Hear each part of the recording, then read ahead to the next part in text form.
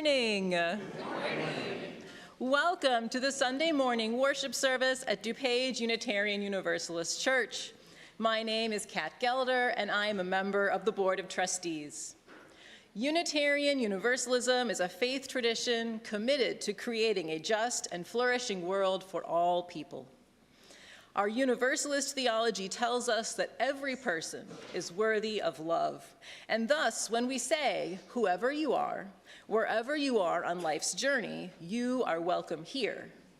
This is our message of love to you, inviting your whole self into our space to help us co-create a world centered on our values. We invite you to learn more about us and to consider joining this community to enact our values of equity, justice, transformation, pluralism, independence, and generosity. If you would like to explore ways to connect and get involved, please stop by the newcomer welcome between services in the lower annex, or contact Tina Lewis, our Director of Membership and Engagement. And we are so excited today for our special service to welcome to our sanctuary and our space the Unitarian Church of Hinsdale, our neighbor congregation.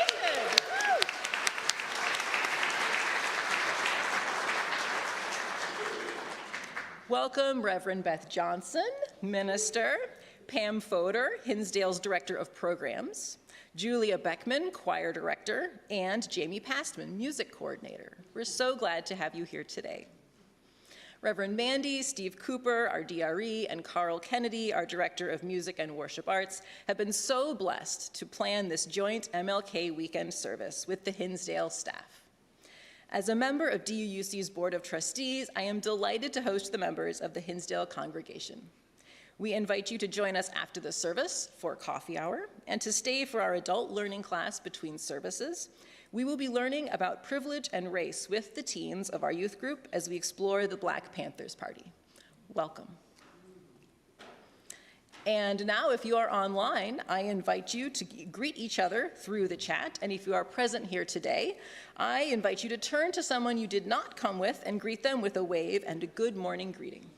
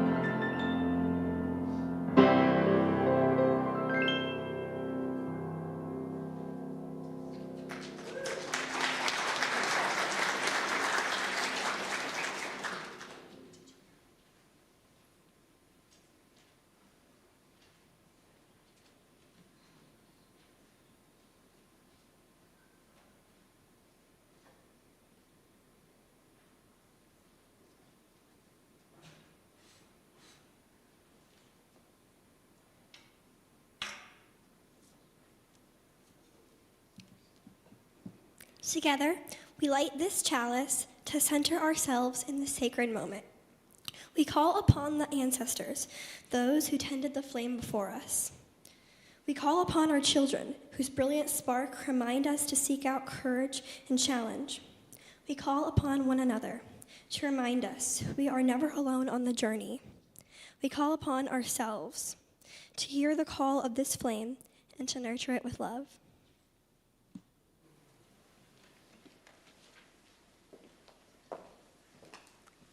Good morning. Welcome to this space. Welcome to this place of love, this place of communal flourishing.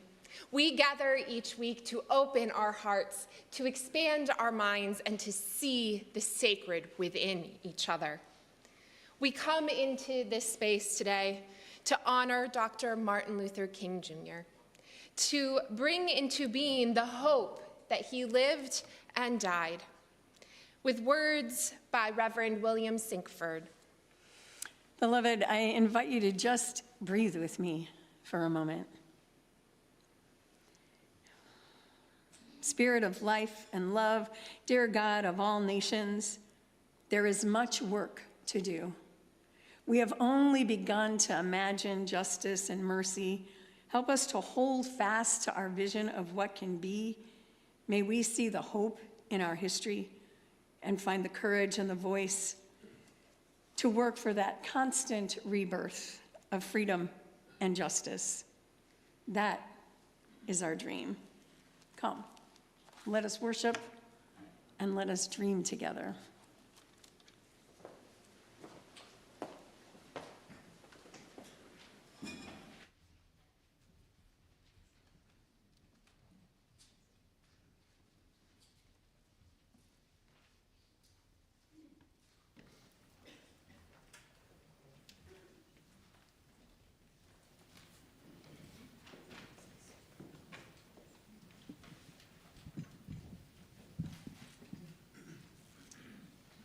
Many of you in this room were privileged to have known the composer of our next piece. Amanda Thomas spent decades as a music director, choir director, and soloist, serving in many of the Chicago area UU churches, including here at DuPage. Her mentorship led many of us, including myself, into this work, and I can confidently say that I would not be standing here today in this role if it were not for Amanda. Though not published until 2023, Amanda first conceived of and wrote The Fire Fuels Our Fight in 2019, after a series of arson attacks at historic Black churches in Louisiana. This piece is a small part of Amanda Thomas's larger legacy in Unitarian Universalism, one that continues to challenge our largely white denomination to live into and to live up to the values that we so proudly claim to hold. The text you will hear is a combination of Amanda's original words, along with those adapted from Still Here by Langston Hughes. The original poem reads, "I've been scarred and battered, my hopes the wind done scattered. Snow has frizzed me, sun has baked me. Looks like between them they've done tried to make me stop laughing, stop loving, stop living. But I don't care. I'm still here."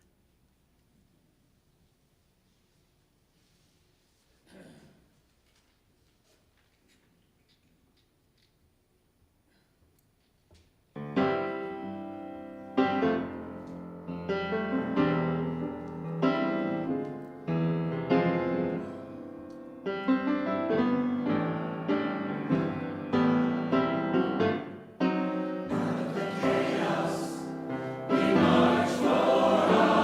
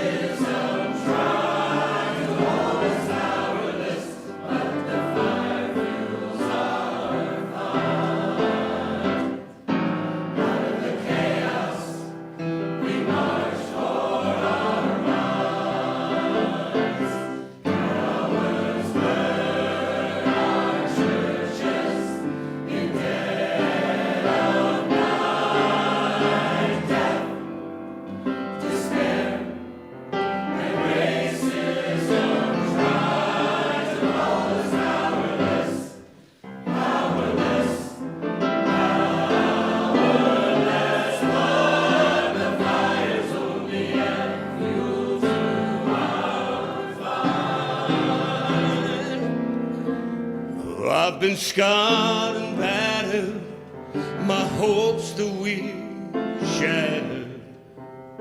Snow has froze me, the sun has baked me.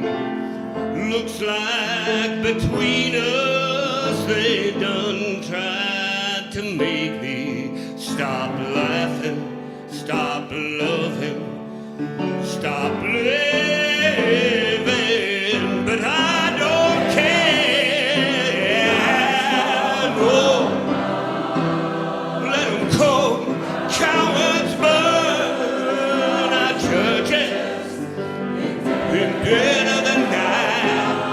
Oh, death, despair, and racism try, oh, they're trying to take my power, but no, no, no, no, death, no despair, I'm gonna get a hold of my power, can't let it, no, no,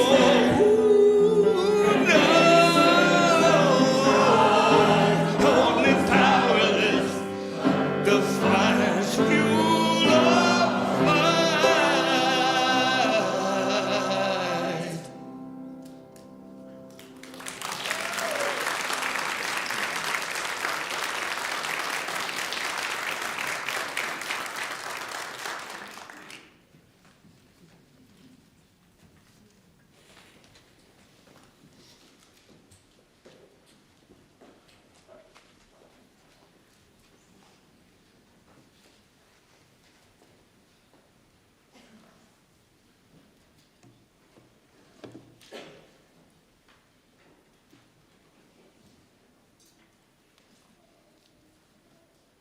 Please join me in a responsive reading, A Network of Mutuality by Reverend Dr. Martin Luther King, Jr.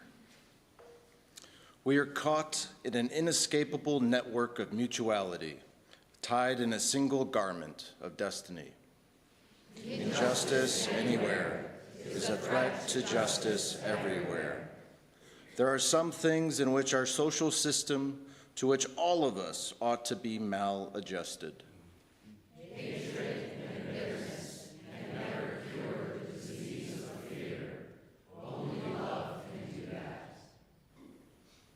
We must evolve for all human conflict a method which rejects revenge, aggression, and retaliation.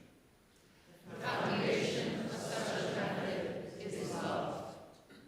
Before it is too late, we must narrow the gaping chasm between our proclamations of peace and our lowly deeds which precipitate and perpetuate war.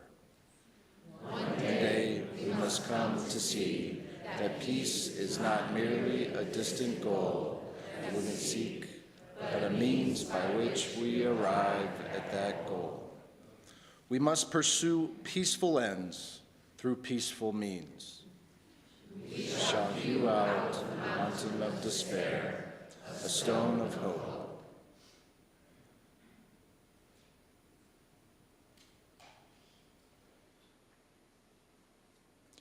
Giving of our treasure is how we reciprocate the many gifts we are given by this community and how we live our values in the world. Each Sunday, we offer our financial gifts to both this congregation and to an organization that gives life to these values and makes a difference in the world. This month's special collection is DuPage UU Church's The Smile Project. Was designed to provide mentoring and work experience to high school students who could use encouragement and help in preparing to enter the workforce after high school. We have mentored dozens of students, engaged with more than 20 types of business groups. In addition, family members of students have communicated the positive effects of these work experiences, as have our administrative contacts in the 4 high schools from which we've drawn our pool of students. As we pass our offering plate, know that it is a vessel that connects us to each other through our gratitude and our generosity. So give freely your thankfulness and abundance that our values can forever take hold in our world.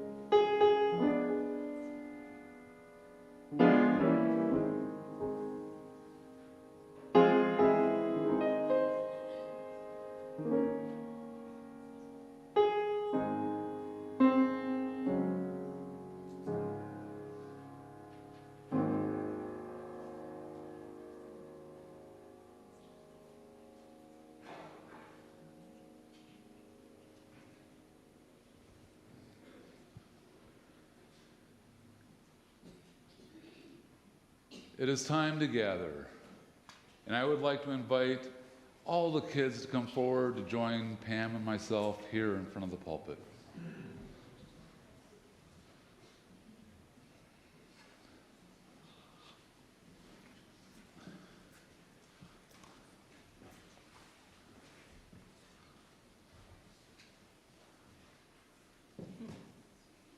How you doing today? Feeling good? Cold. Cold. So I want to introduce myself to our visitors. I'm Steve Cooper, the Director of Religious Education at this church. And I'm Pam Fodor, and I'm the Director of Programs at the Unitarian Church of Hinsdale. And I'm pleased to be here today with my good friend Steve. We've been friends and colleagues for over 20 years. I know, hard to believe. We're so young. We met when we were 10.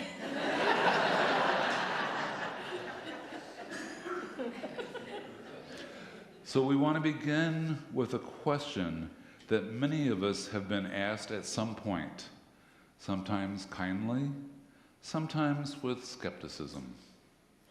Why are you Unitarian Universalists? What do you actually get out of it? Have you ever been asked that question? Why are you you? How do you think you would answer that? I tend to say that it's a humanist tradition that aligns with my values. It's a humanist tradition that aligns with your values. Anybody else want to shout out a word or two? Tony? You always have something to... Because my eye doctor's, my mother-in-law's eye doctor's assistant said that's the only church she would let her children enter in this whole world. So, an acquaintance said that it is the only church she would allow her kids to enter. All right. So that question isn't really about church membership. It's about meaning, about what holds us steady when answers are incomplete and the world is complicated. So we have a few thoughts and examples that may answer the question. So let's start with conscience over comfort. There have been moments in history when following the law meant participating in harm. And in those moments, some people of faith chose conscience over comfort. A long time ago, before the Civil War, there were churches where people argued about whether slavery was okay. Some people said, well, it's the law, so it must be okay. But some Unitarian ministers said, if a law hurts people, then it's the law that's wrong. And they helped people escape slavery even when it was dangerous. Theodore Parker was a Unitarian minister who believed moral law mattered more than unjust human laws. Reverend Parker was a radical abolitionist, part of the Secret Six, who supported John Brown and a vocal opponent of the Fugitive Slave Act. He argued that religion must evolve as conscience evolves. He preached that truth and justice outrank creeds, and his theology insisted that faith must show up in public life. Parker's belief in responsible living meant trusting one's own internal moral compass and translating that moral insight into committed action for the betterment of society, letting ethics shape theology, not the other way around. Unitarian Universalism inherited the conviction that faith which never changes in justice isn't faith at all. Our next example is love without conditions. During World War II, Unitarian ministers and volunteers helped Jewish families escaped Nazi-occupied Europe. They did not ask people to convert. They did not require agreement. Reverend Waitzel Sharp and Martha Sharp were Unitarians who risked and nearly lost their lives rescuing Jewish refugees and dissidents from Nazi-occupied Europe. They helped hundreds escape persecution. They acted before it was popular or safe. They were motivated not by conversion, but by human worth. And they didn't ask what people believed. They asked who was in danger. So let's talk about showing up when it costs something. Another story comes from the 1960s during the Civil Rights Movement. Black Americans were being treated unfairly and violently for trying to vote. When leaders asked for help, Unitarian Universalists traveled to Selma, Alabama. They marched with people they loved and with people they had just met because they believed everyone deserves dignity. Some went knowing there would be consequences. They went anyway. Some never came home. James Reeb was a UU minister beaten to death in Selma while supporting the civil rights movement. He responded to Martin Luther King Jr.'s call for clergy. He knew the risks and went anyway. His death galvanized national support for the Voting Rights Act. This is a covenant made visible, standing with others even when it costs you. And this is not hero worship. It's a reminder. Our faith asks not for admiration, but participation. Finally, we are a faith willing to correct itself. UUs have repeatedly wrestled publicly with their own failures around race, power, inclusion, and harm through processes like anti-racism work and covenantal accountability. That willingness to say we were wrong and we must do better is itself a lived theology. It comes down to that we are a theology that keeps growing. James Luther Adams is a Unitarian theologian who shaped modern UU thought, emphasizing that the necessity of institutions for justice, good things don't just happen, people make them happen.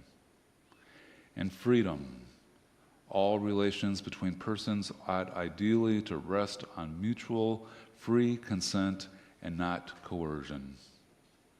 And ongoing reformation. Our religious tradition is a living tradition because we are always learning new truths. He believed democracy, community, and ethics were theological concerns, not just political ones. Think of a moment when you knew the right thing was also a hard thing. A moment when showing up mattered more than being certain.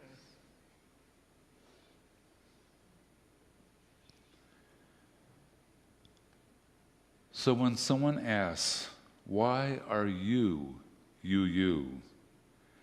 The answer might be this. Because here, doubt is not a failure of faith. It's part of it. Because we are held together not by creed, but by covenant, by how we promise to treat one another. Unitarian Universalism does not promise easy answers. It offers something harder and more hopeful, a community that keeps choosing love, keeps listening to conscience, and keeps showing up.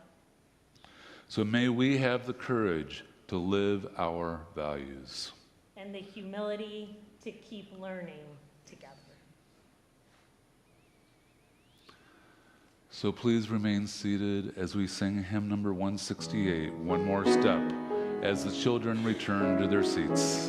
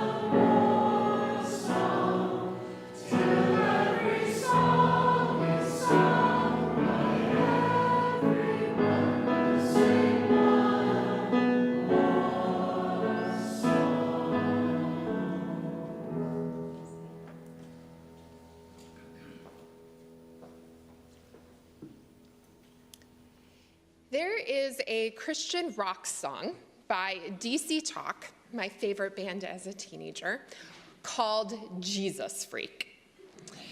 The song, in its mixture of hard rock and rap, describes what it means to be a follower of Jesus Christ. While it certainly glorifies martyrdom for a follower of Christ, which would explain the book the band published under the same title with real-life examples of Christian martyrs, the song articulated for me the seriousness of faith, a seriousness that I was raised in. The song speaks of the all-consuming thing that we call faith, how faith changes our whole selves in every way.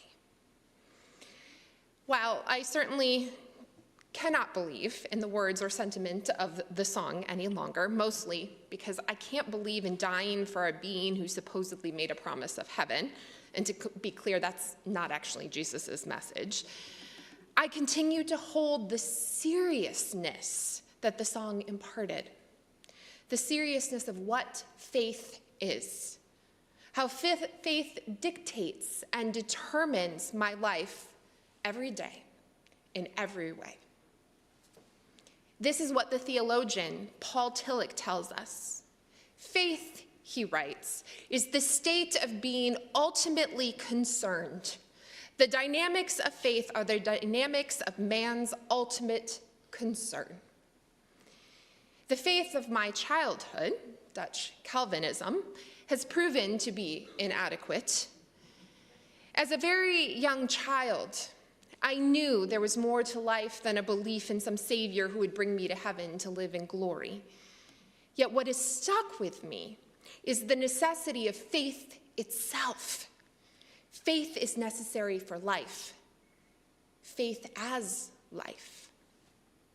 My faith lives in the possibility of a better world, a world where we meet our full potential as human beings in order to end injustice and bring about beloved community here on earth. Faith is not the same thing as belief. Belief is simple. I believe in love. Faith is complex. I have faith that love will transform me and the world. Faith requires of its followers not blind obedience, but deep commitment. There have been several times in the past 10 years in which my faith in the religious institution that is Unitarian Universalism has been challenged. A crisis of faith for how Unitarian Universalism shows up in the world. Oh, I believe in our faith tradition's potential, but I have yet to be convinced of our longevity or even our seriousness as a faith tradition in the face of authoritarianism, or just more generally in a world that offers other faith traditions with more substance than we sometimes offer. You see, I find Unitarian Universalism, as it plays out in the everyday, to sometimes be an anemic faith, without theological grounding, that engages in performative wokeness, acts for attention without authenticity. Faith in Unitarian Universalism is often thought of or approached as just another facet of someone's identity, something to pick and choose on the day and time. The truth about our faith tradition is that we love to feel good about ourselves, and we benefit from the systems that oppress folks of marginalized identities. And so we do things that bring us attention without making us too uncomfortable. But faith is not about a right attitude or opinion, something that the Unitarian theologian James Luther Adam warned us about, or even being part of the right religious institution. And faith is never comfortable. Faith is the intrinsic part of ourselves that calls us to be our full potential as human beings. Faith transcends our entire identity. It's not something that we dip in and out of. It's not something that we do when we are on display, but leave in the shadows when no one is watching. Faith is everything. Faith is a dangerous undertaking. Once you find your ground of being, the center of your ultimate concern, to live authentically and with integrity means that one is no longer free to be comfortable. This is the faith that I believe Unitarian Universalism can be. The faith that I see in this congregation more often than not. It is the faith that I know we must become if we are to face the hate and fear that is before us. This is not a faith of the anemic and performatively woke. It is a faith that consumes and burns us to become everything we are meant to be, so that injustice may be annihilated and love made real.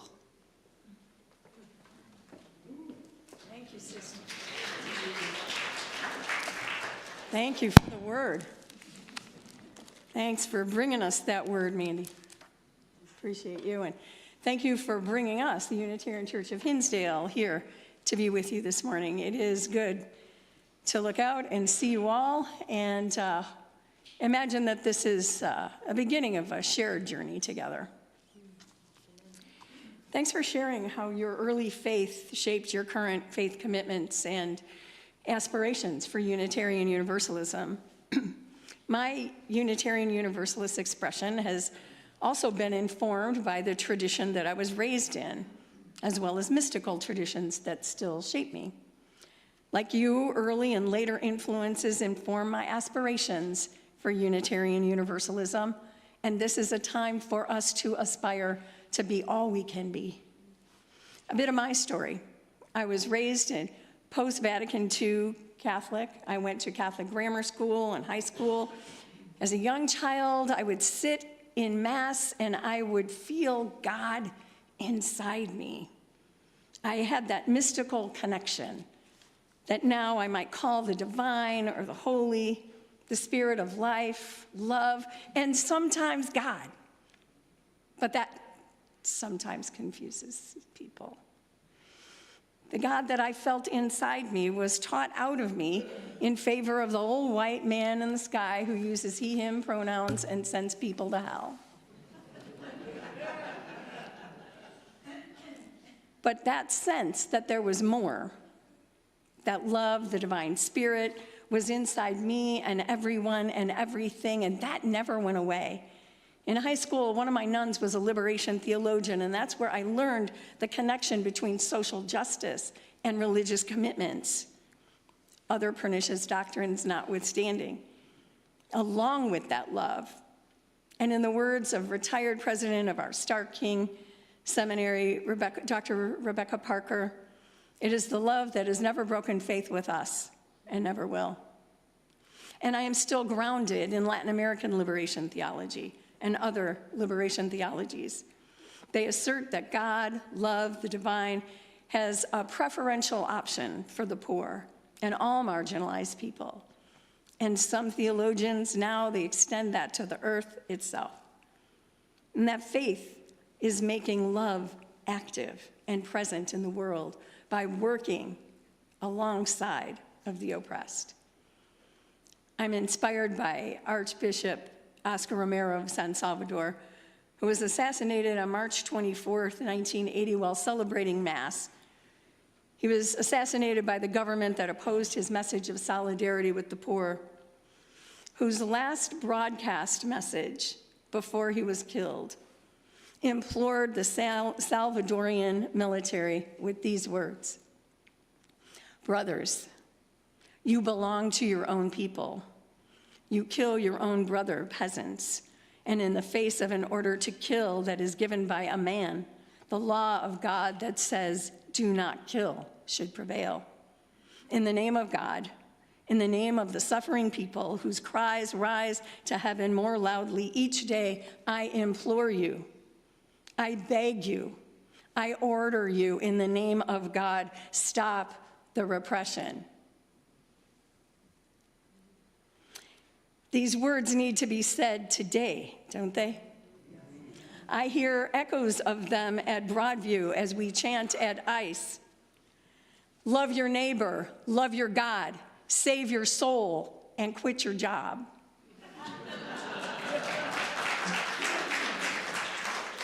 When we could see them, they'd scurry away quickly into that building where people were captive. Love is at the core of all of these theologies. It underpins what they do and how they lived and how it is lived.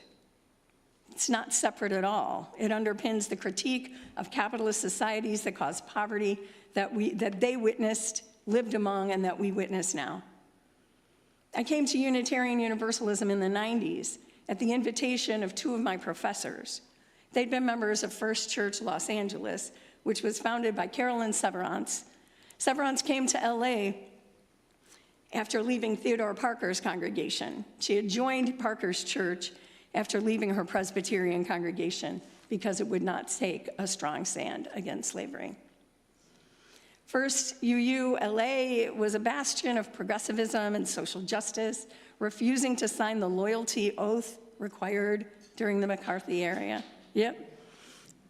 The question is, maybe for later, is will we refuse?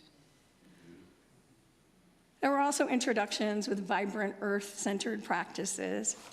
So I expected Unitarian Universalism to be progressive, maybe pagans and socialists, I wasn't sure, but progressive in terms of economic critique, as it was when talking about racial justice, earth justice, immigrant justice, and women's rights.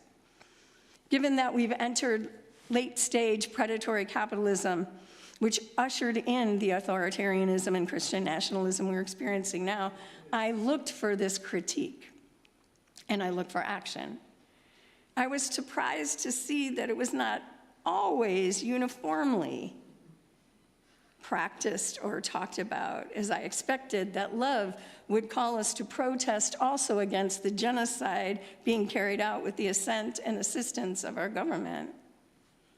We Unitarian Universalists have said we put love at the center of our values. Hell, we even voted on it. We voted on love.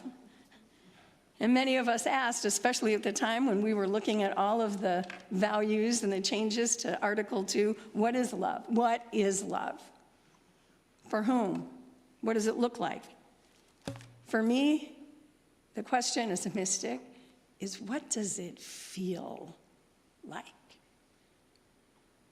I find this in the radical love of our Universalist ancestors, that unconditional, all-encompassing, transformative force that transcends boundaries. This isn't a passive love, it's an active commitment to justice, to fierce compassion, and to eyes wide open hope. How does it determine what we do and who we are as a faith? How do we make love real? Love is a choice, it's a practice, it's the ground of our being. Love stirs us to courage and requires risk. Bell Hooks reminds us the moment we choose love, we begin to move against domination and oppression. The moment we choose love, we begin to move towards freedom in ways that liberate ourselves and others. This love is not some maudlin sentimentality. It's a felt connectedness with and care for each other. When it happens, it evokes in us that sense that we're embedded in that love, and that this love is the most real thing and we're willing to risk for it. It is not the anemic love or the anemic faith that Dr. King and Reverend Mandy just admonished us about. As we consider our faith and what it's calling us today, the day when we celebrate Dr. King, let's remember we celebrate all of Dr. King, not just the parts that feel good. The look back is different than it was lived. In its manifestations in what we are experiencing in the fierce urgency of now, I return to Dr. King's admonitions about love and justice. Justice at its best is love correcting what stands against love. Power at its best is love implementing justice. Power without love is reckless, abusive, and love without power is sentimental and anemic. Like you, Mandy. I expect that risk in these times may ask things of us. And I ask myself, I ask us, what are we willing to risk? And how does our faith, the spirit of life and love, inform that risk? Because this is what we know. There is more love somewhere. Will we risk it? Somewhere.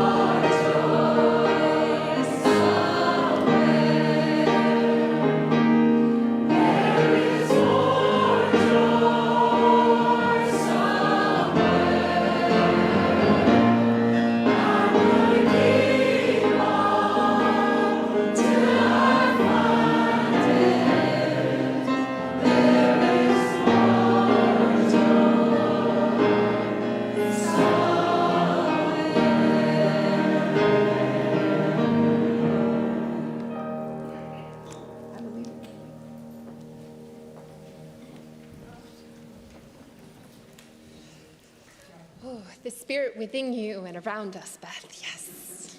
The spirit of love. That is what I understood faith to be as a child and what guides me today. Last year, in the building up to and through our country's presidential election, I felt the call of the Spirit, that same Spirit that Reverend Beth speaks of. As usually happens, I had several months of feeling generally unwell, the embodiment of exhaustion, stress, and what I'd call the burden of the prophetic. The Spirit's requirement of speaking the truth in power and love.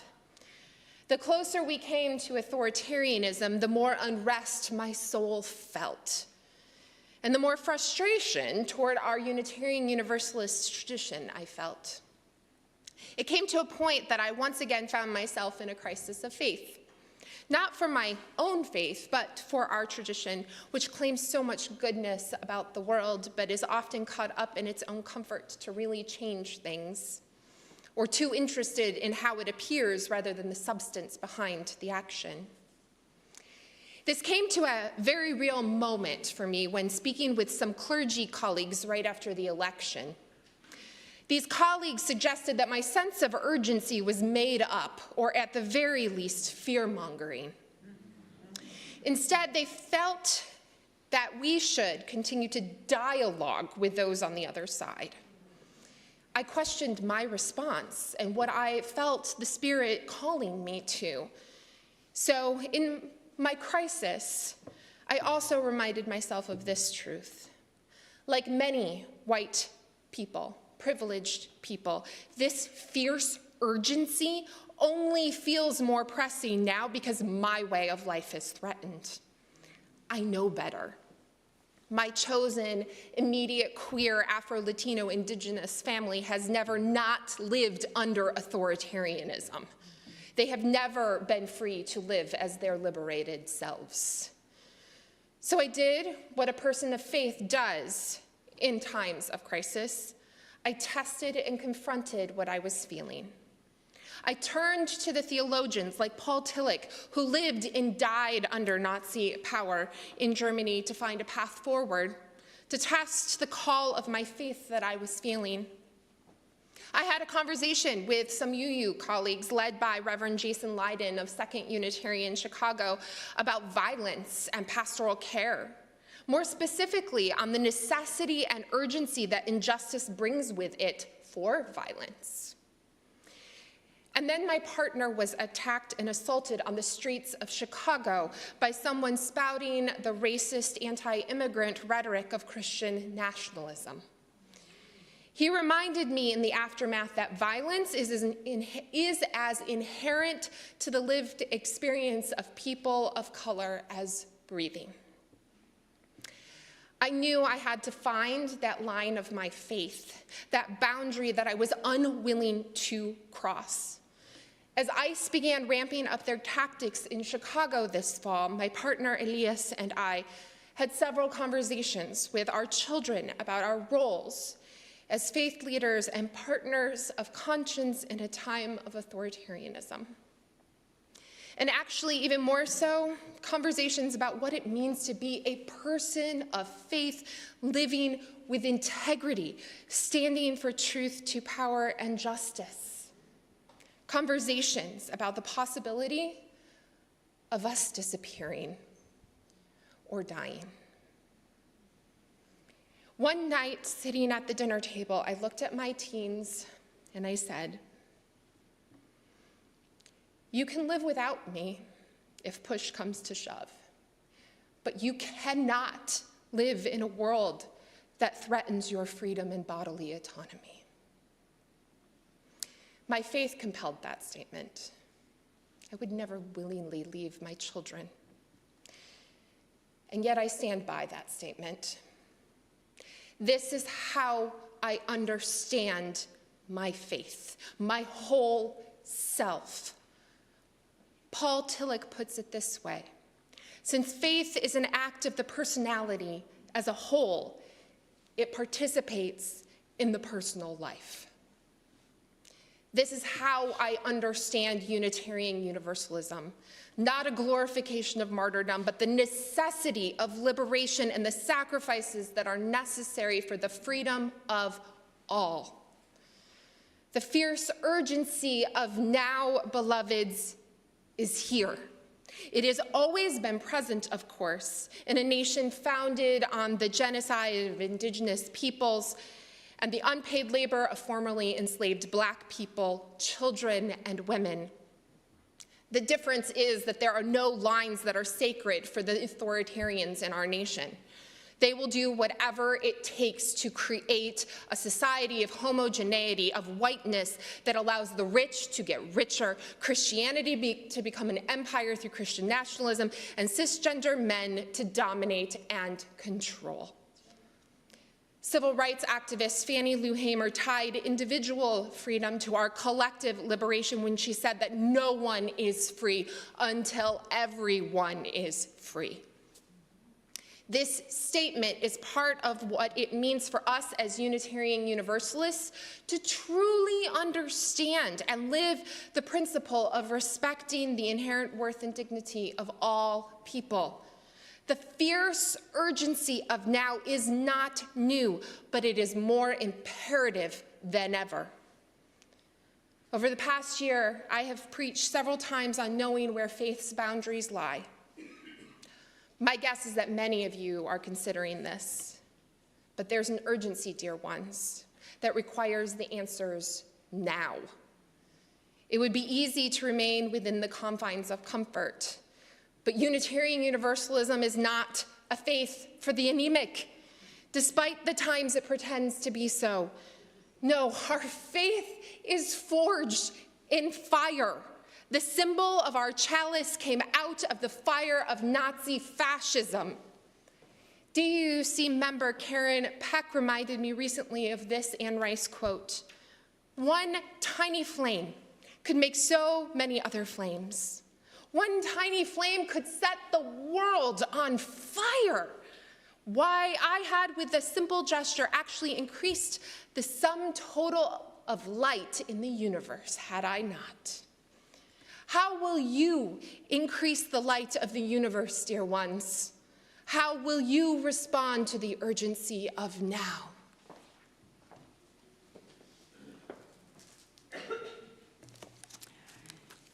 Love's calling. Can you hear it? Love's calling. Love's calling you and me and us. Love called Theodore Parker, and he risked retribution in defense of abolition and his transcendentalist ideas. Love called John Haynes Holmes, and he risked rejection, holding fast to his commitment to pacifism during World War I. Prophetic speech inspired by Gandhi and committed to justice, co-founding the NAACP, ACLU, Planned Parenthood, because love called. Love called Martha and Watzel Sharp. They risked their security and comfort. Love called from Detroit to Selma to Montgomery, where Viola Luiso risked everything, family, certainty, to answer the call and lost her life. James Reeb answered Dr. King's call to name the inconvenient truths, the giant triplets of racism, militarism, and materialism. And now, beloveds, love's calling. All around. From the depths it emerges. Love's calling, stirring, luring, longing, leading, beating hearts for justice, peace, and liberation. Hearts beating, pulsing through bodies. Love's calling, me, you, all, us. Love's calling, beating hearts, bruised bodies, rising spirits from the borders, from the margins, from Broadway to Little Italy to Pilsen, from Minneapolis, Los Angeles, from Gaza, Sudan, Ukraine, and all around, from Renee to Silvario, all those known and unknown. Love's calling, from prisons, detention centers, from the streets. Love's calling, whispering shouting, raging, praying, love's calling, singing within and all around us. We shall overcome. Can you hear it? Love's calling all, you, me, us, right here where we are. Love's calling this day and in every way. Love's calling, listen. From the depths it emerges, stirring, longing, luring, love, leading, hearts beating for justice. In these days, we are called to love. Today, Love's calling, Reverend Jason Leiden, prophetic prophet of queer liberation and prison abolition. Love's calling, Reverend Mandy, speaking truth to power. Love's calling, Reverend Allison Farnham, prophet of prison abolition and radical justice. Love's calling, Alex Capitan and Reverend Michael Slack, prophets of trans liberation, leading us with wisdom and courage. Love's calling Dr. Robin Tanner from Charlotte to New Jersey to resist. Love's calling Dr. Sophia Betancourt, who fills us with a fierce love and courageous action for our faith on this journey. Beloved, love knows no borders. It takes us to the depths of our grief and into hope, to the depths of our longing, to the depths of our souls. Love stirs in us with compassion and passion. Love rises into action, and love's fire melts ice. It melts ice, it ignites courage, it fuels resistance, it sustains resilience. Love flows through us, among us, to all of us, because siblings, love knows no borders. So it is love that calls us here in this time and place for the sacred purpose. For the sacred purpose, to prepare our hearts and our minds and our bodies to be witnesses for love and justice. Breathe with me. Love's calling. Love's calling. An invitation that we hear in the music that we'll hear in just a moment by Mark Miller, with words by Lindy Thompson in response to the murder of those 9 people who were murdered in a Bible study at Mother Emanuel, challenges us to go where forgiveness and love was offered, reminding us that choosing love is a faithful act, a daily spiritual discipline. Love's calling, beloveds. Let us choose love.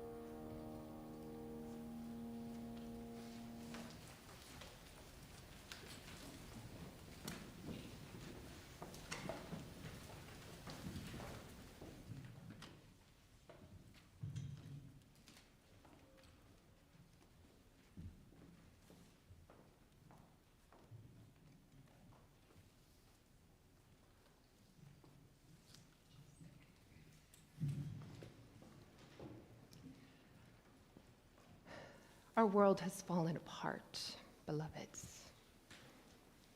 And hate is hoping to have the final say, but it doesn't get it. Faith is one's entirety, as Paul Tillich says. It is who we are, how we show up in the world, and what we do to make the reality of beloved community possible. We invite you to consider, what is your faith?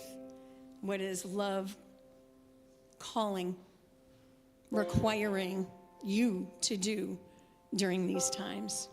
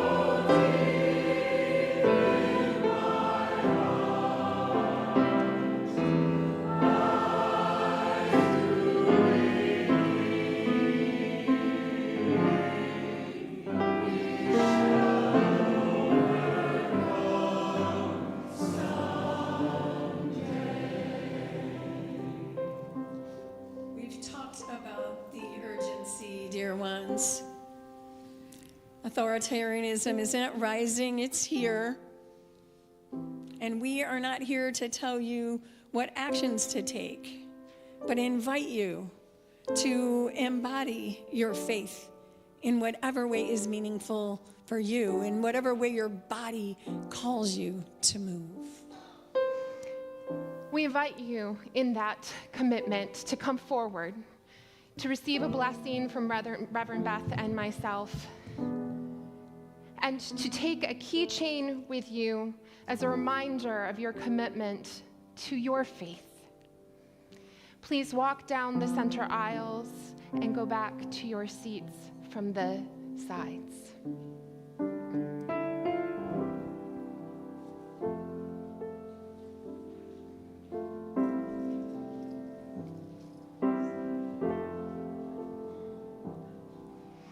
May you be emboldened and empowered in this work. You're welcome. May you be emboldened and empowered in the work of your faith.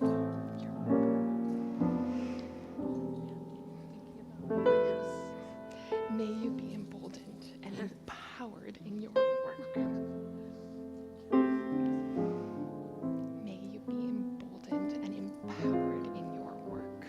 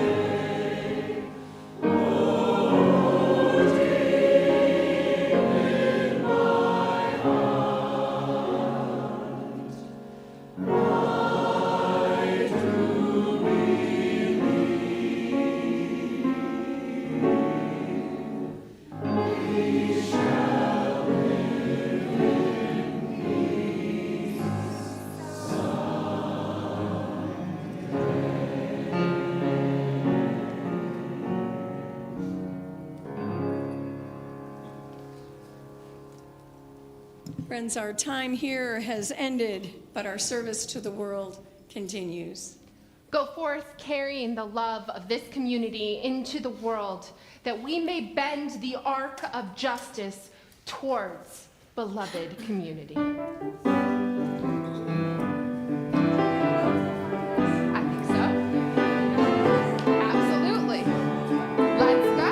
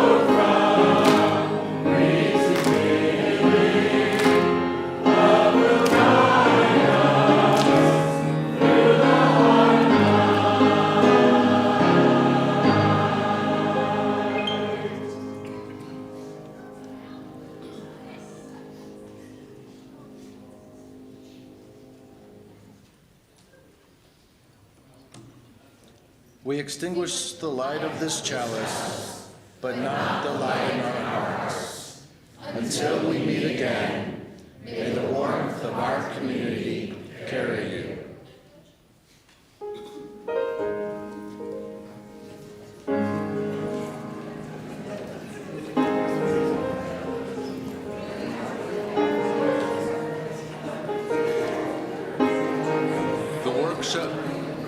The workshop.